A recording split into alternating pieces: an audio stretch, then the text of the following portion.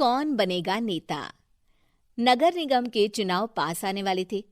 पूरे कानपुर शहर में टिकट को लेकर मारामारी शुरू थी, लेकिन सबसे ज्यादा चर्चा में वार्ड नंबर 40 की सीट थी।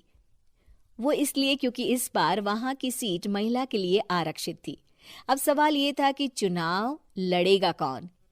इससे पहले ठाकुर साहब वहां से पार्षद थे और इस बार उन्होंने अपनी पत्नी सीमा ठाकुर को टिकट दिलवाई और ठाकुर साहब की शान के कारण सीमा जी ने 20,000 वोटों से चुनाव जीत लिया। अरे बधाई हो सीमा भाभी, अब तो आप वार्ड की पार्षद बन गई हैं। अब तो हमारे काम आप ही करवाएंगी। अरे ये तो सिर्फ नाम की पार्षद बनी है, वो तो महिला सीट आ गई, वरना पार्षद तो मुझे ही बनना था। अब भले ही चेहरा इसका होगा, लेकिन पावर तो मेरी ही होगी।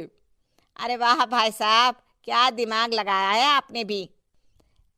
आइए आप लोग, खाना लगा दिया है सबके लिए।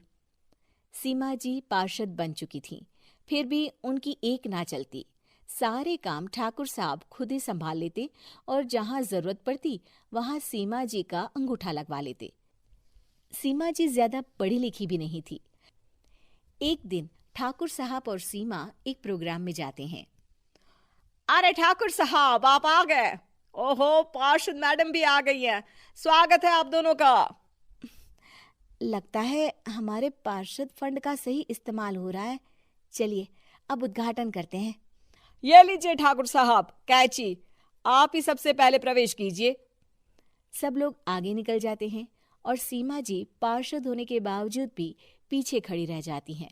वो देखती हैं कि वेलकम बोर्ड पर उनका नाम है, लेकिन महिला होने के कारण कोई उनका सम्मान नहीं कर रहा।